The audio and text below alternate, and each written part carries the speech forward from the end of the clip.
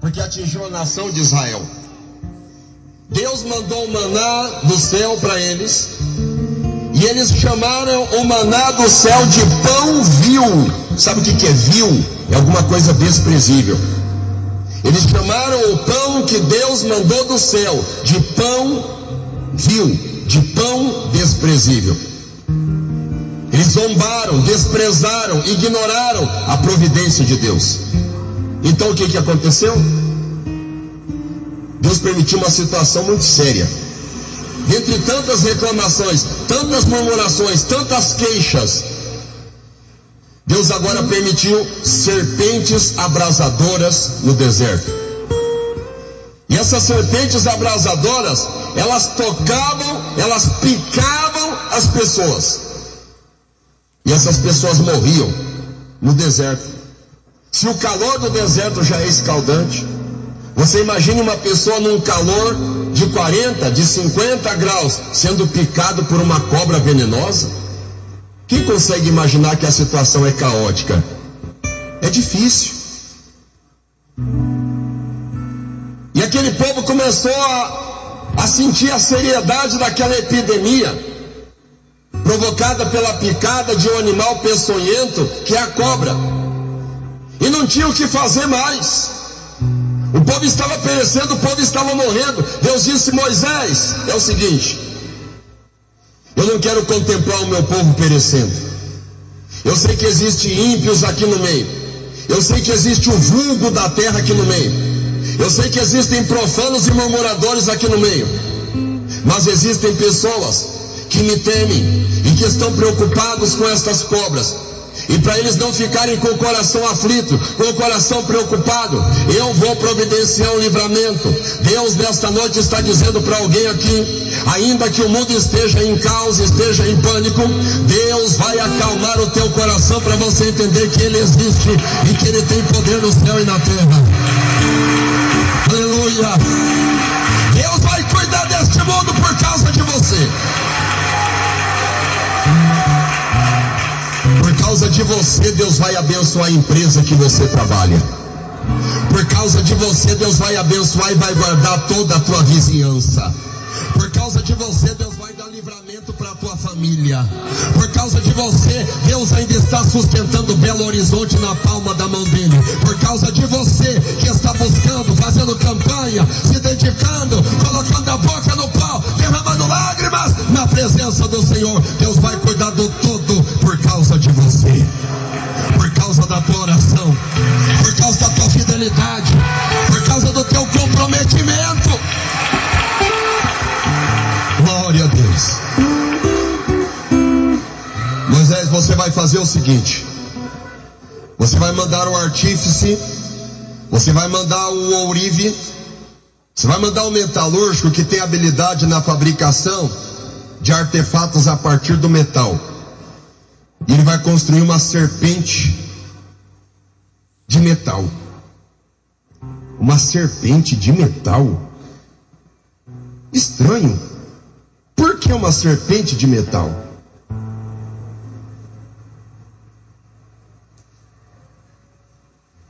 Existe, meus queridos, hoje um elemento farmacêutico chamado soro antiofídico. Quem já ouviu falar? Quem já ouviu falar em Oswaldo Cruz? O que é o soro antiofídico? Utiliza o próprio veneno da cobra para aniquilar, para anular o efeito mortífero da própria cobra. Você já vai entender aonde eu quero chegar.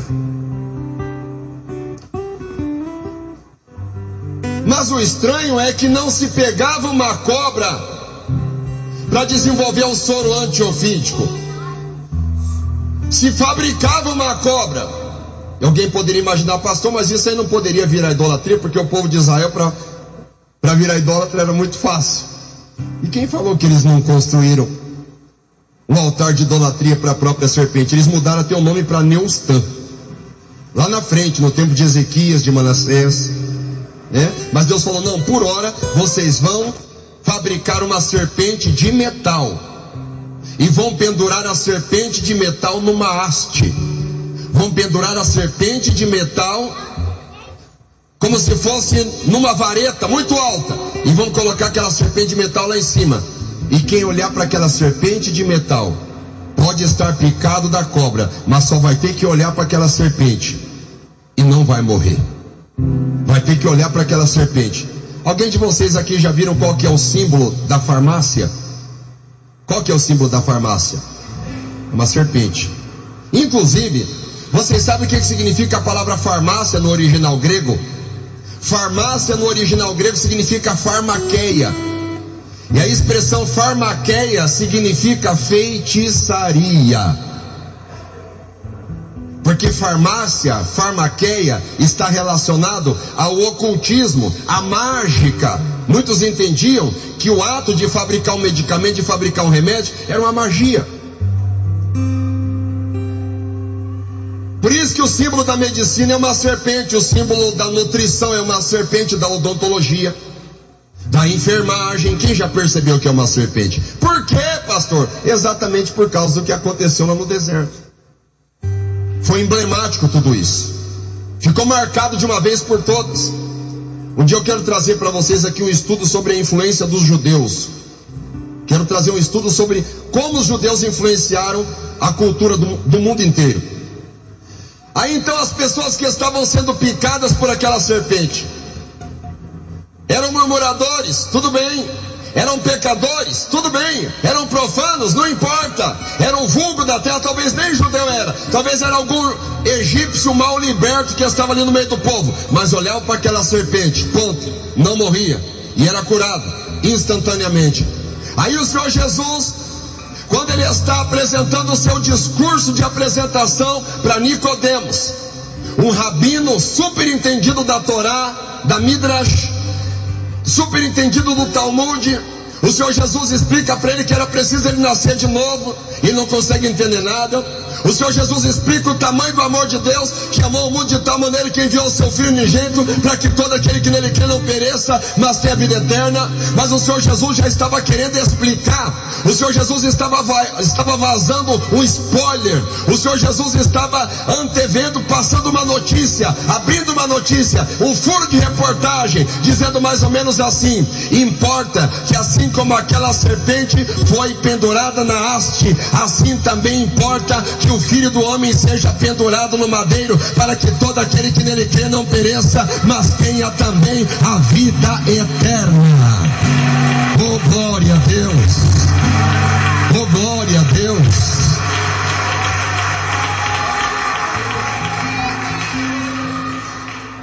Aquela serpente foi pendurada naquele madeiro.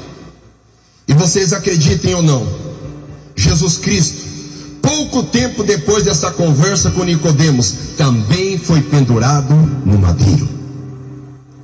O Senhor Jesus também foi pendurado. Aí alguém diz: pastor, mas como é que ele foi utilizar a serpente, sendo que a serpente é uma representação de Satanás? Foi a serpente que enganou a Eva, foi a serpente que fez com que o homem pecasse, que enganou Adão também. Como é que ele foi utilizar o exemplo da serpente? Acontece o seguinte: a serpente estava em evidência para que todo mundo olhasse para a serpente e entendesse: nós estamos perdidos, nós não temos solução. O que nós temos para nos curar é uma serpente, um animal peçonhento, um animal perigoso. Nós estamos encerrados debaixo da miséria, mas a serpente trazia morte, a serpente trazia miséria, a serpente trazia uma picada mortal, mas aquele que seria pendurado na cruz é o que pisou na cabeça da serpente e traz a vida, e traz a saúde, e traz a libertação, e traz a vitória para o seu povo. Aleluia, aleluia, aleluia. O que o povo de Israel tinha que fazer com relação àquela serpente? Eles tinham duas opções. A primeira, A primeira opção era eles se entregarem à dor, ao pânico, ao desespero da picada da cobra, virar o rosto, fechar os olhos preguiçosamente por causa da velocidade do veneno e cair morto, tombado no deserto. A segunda opção era ele levantar a sua cabeça, mesmo com dificuldade, e olhar na direção da serpente. Eu não vou morrer, eu vou olhar para a serpente. Jesus está querendo ensinar algo aqui hoje. Você tem duas opções: ou você olha para todo mundo que está morrendo, ou você olha para todo mundo que está tombando por terra, ou você olha para todo mundo que está desempregado, ou você olha para a notícia miserável que quer bombardear o nosso ânimo, ou você olha para a cruz do Calvário, para Jesus, e recebe força para ir em frente e receber a salvação da tua alma. Aleluia!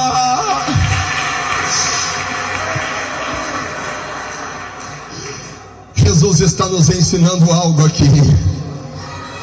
Você pode continuar olhando para o YouTube, você pode continuar olhando para os filmes de violência, você pode continuar olhando para os defeitos dos irmãos e das irmãs, você pode continuar olhando para os homens de Deus que caem, que tombam e não conseguem se levantar, você pode continuar olhando para a política, você pode continuar olhando para o empresariado, você pode continuar olhando para os teus defeitos e fracasso, mas você também pode começar a olhar para Jesus nessa noite. Comece a olhar para Jesus nesta noite. Comece a olhar para Jesus nesta noite.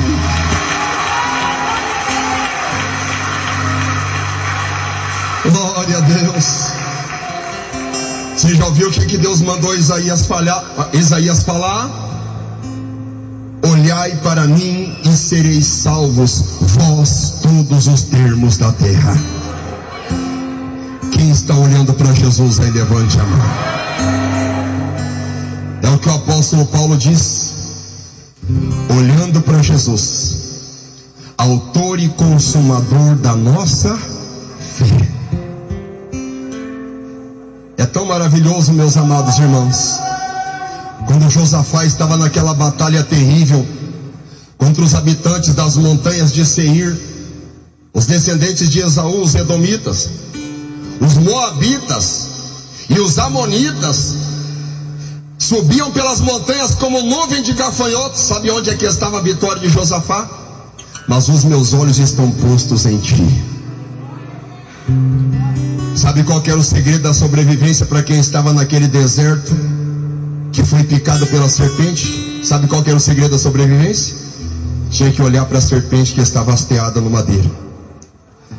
Sabe qual que é a única esperança do Brasil?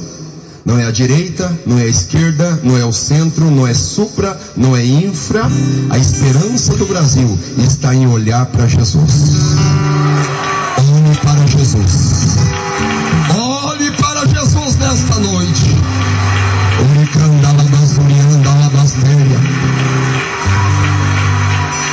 Aleluia. O diabo não quer que você olhe para Jesus. O diabo quer que você olhe para trás, igual a mulher de Ló, para se converter numa estátua de sal, gelado, insensível. O diabo quer que você olhe para a tua direita e contemple as pessoas que vão caindo ao teu redor. Ou o diabo quer que você olhe para a tua esquerda, observando os defeitos e as falhas. Ou quer que você olhe para baixo. Mas a palavra do Senhor está nos orientando aqui agora, para nós olhar para Jesus Cristo, o único que não caiu e não falhou até agora. Jesus Cristo. Olha para Ele. Olha para Ele nesta noite. Aleluia. Aleluia. Muitas vezes nós escutamos um discurso preguiçoso, desculpa a sinceridade, mas um discurso preguiçoso de pessoas que dizem assim: ah, eu já entreguei tudo na mão de Deus, agora seja o que Deus quiser. Meus irmãos, Deus só quer o nosso bem, mas nós temos que fazer a nossa parte. Me desculpa a sinceridade. Eu não vou estabelecer propósito para a minha vida, eu não vou estabelecer meta para a minha vida, porque Deus é que sabe, está tudo na mão de Deus. Não é assim. O maior exemplo de meta, alvo e propósito foi Jesus. Sabe por quê? O Senhor Jesus, antes de morrer, ele falou o seguinte: e eu quando for pendurado no madeiro, atrairei todos a mim. Posso fazer uma pergunta para o povo de BH? Será que todo mundo vai ser salvo? Sim ou não? Me responda, BH, por favor. Sim ou não? Sim ou não? Não. Mas qual que era a meta de Jesus? Salvar todo mundo. Jesus tinha meta. Jesus tinha um propósito. Por isso que ele morreu numa cruz. Por isso que eu não sou calvinista. Por isso que eu não sou predestinacionista. Por isso que eu não sou cessacionista. Por isso que eu não sou fatalista. Porque eu acredito que Deus é soberano, mas a vontade e a força humana conta muito. Jesus tinha meta, Jesus tinha propósito. E eu, quando for pendurado no madeiro, atrairei todos a mim. Ou seja, ele já morreu na cruz do Calvário. Se você quiser receber livramento de qualquer variante de gripe, Covid-19, desemprego, miséria, terremoto, catástrofe, se você quiser o livramento, é só você olhar para Jesus, que ele está pronto para guardar a tua vida. Olha para Jesus nesta noite. Olha para ele nesta noite. Oh, glória a Deus.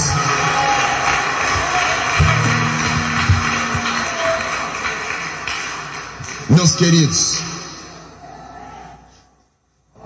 se tem porventura algum irmão aqui que é crente, que está me escutando, meu querido, sai fora da mídia. Sai fora. Sai fora do que a televisão fica vomitando o dia inteiro para você absorver. É só mentira. É só engano. Existe uma estratégia, tem muitas pessoas que não sabem disso, comprovado pela medicina. Existe uma estratégia de baixar a imunidade da população através do medo, da insegurança e da instabilidade emocional. Baixa a imunidade. E a mídia nos bombardeia com notícia triste, com desgraça e catástrofe, para a gente ficar angustiado, com medo, roendo unha, perdendo noite de sono, perdendo a fome, perdendo a graça de viver. Ao invés de você se focar no que a mídia está dizendo, ao invés de você se focar no que as notícias tristes do WhatsApp estão dizendo, ao invés de você focar no que o rádio peão da derrota e da miséria está dizendo, olhe para o outro lado. Um rapaz de 33 anos carregou uma cruz pesada, e ele levou esta cruz até lá em cima, e ele foi pendurado. E Isaías 53 diz que ele verdadeiramente tomou sobre si as nossas enfermidades. Creia que ele tem poder para curar, creia que ele tem poder, é o maior imunizante de todos. É o sangue de Jesus Cristo. É o sangue de Jesus Cristo. Oh, aleluia.